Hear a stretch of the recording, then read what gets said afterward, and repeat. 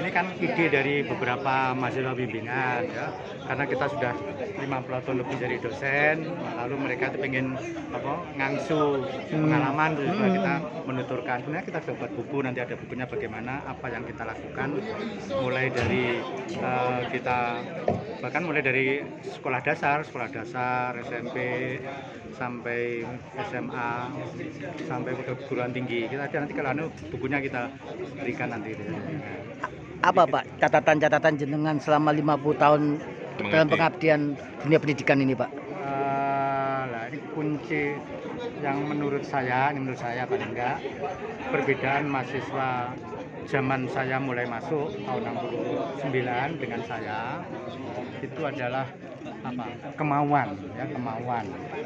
Kalau dulu mungkin karena fasilitas sangat-sangat terbatas sehingga mahasiswa harus berusaha semaksimal mungkin untuk mendapatkan bahan-bahan kuliah, bahan bacaan dan sebagainya. Sekarang sebaliknya, dengan adanya fasilitas yang sudah sedemikian mudahnya, kok menurut kita, harapan kita mestinya membuat mereka makin mudah mencari sumber informasi. Tapi kenyataannya mereka menjadi makin malas, terutama makin malas membaca. Kan kita tahu bahwa orang Indonesia itu literasinya sangat di bawah sekali. Itu barangkali yang pesan saya untuk mahasiswa bahwa membaca itu tidak bisa digantikan dengan YouTube, TikTok, tidak bisa ya. Membaca itu yang kurang. Perasaannya bagaimana Pak setelah 50 tahun ini, bagaimana perasaan dari Bapaknya? Apakah sangat puas melayani atau seperti apa ini? Pengalaman barangkali pengalaman yang ingin saya sampaikan itu adalah, pertama, orang mungkin melihat saya Profesor Bambang itu semuanya mulus barangkali ya, mulai dari asisten ahli sampai guru besar, tapi sebenarnya tidak mulus, banyak halangan-halangan. Nah, itu yang kita tidak boleh putus asa karena halangan. Saya pernah frustasi juga karena beberapa halangan, tapi akhirnya dinasihati oleh bahkan mantan mahasiswa saya yang menasihati.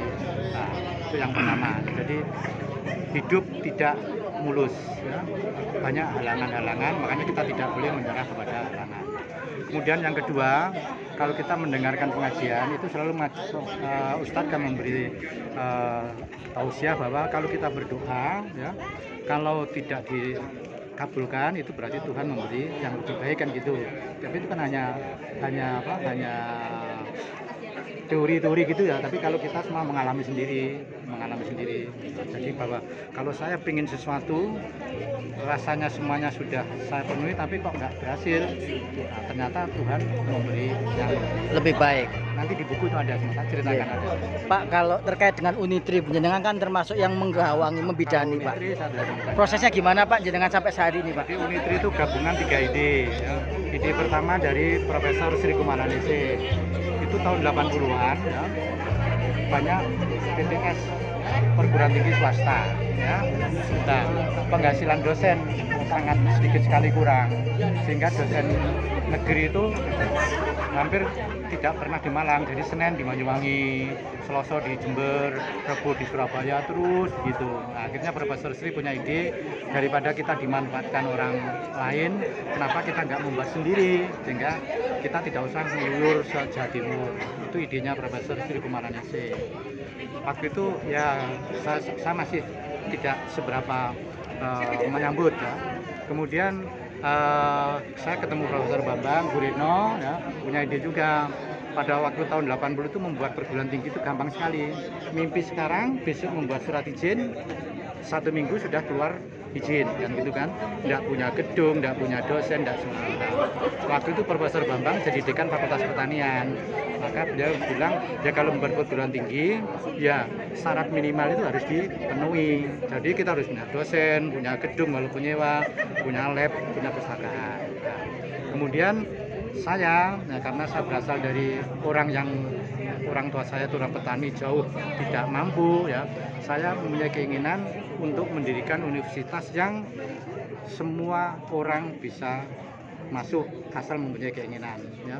Pada waktu itu PTS masih mahal, sehingga saya ingin membantu untuk teman-teman yang kurang beruntung dalam bidang ekonomi. Yang punya uang silahkan bayar, yang tidak punya uang ya silahkan kita tampung aja, kan gitu aja. Dari 3 ide itu lalu muncullah Universitas Tribhuwana Tunggal Dewi. Kita idenya Pak Bambang Guritno juga kita tampung. Jadi tahun 87 kita belum punya universitas, kita sudah punya dosen, sudah nyewa gedung, punya lab. Baru tahun 90 kita ngajukan izin. Tapi waktu itu ada moratorium sehingga nggak boleh universitas, jadilah sekolah tinggi. Nah, kemudian ide saya SPP-nya relatif terjangkau. SPP kita sekarang 2,5 juta per semester ya. Kemudian 50% mahasiswa Tribhuwana ini tidak bayar SPP. Jadi kalau kita punya sekarang 7.000, itu lebih dari 3.500 itu tidak bayar SPP. Pak puas Pak Bambang, Pak Wani, puaskah dengan proses posisi Unitri saat ini Pak? Ya namanya manusia tidak akan pernah puas, tapi kita tetap mensyukuri ya, karena kalau sudah berpuas diri karena saya punya keinginan pada suatu saat ya siapapun bisa masuk Tribhuwana. Kalaupun nggak punya uang ya masuk, yang punya uang masuk, itu cita-cita kita. Sekarang walaupun kita sudah bisa, tapi kan masih tanda petik, hanya sekolah tidak bayar. Tapi pada suatu saat kita ingin justru memberi uang pada mereka untuk dibayarkan sekolah. Itu keinginan kita.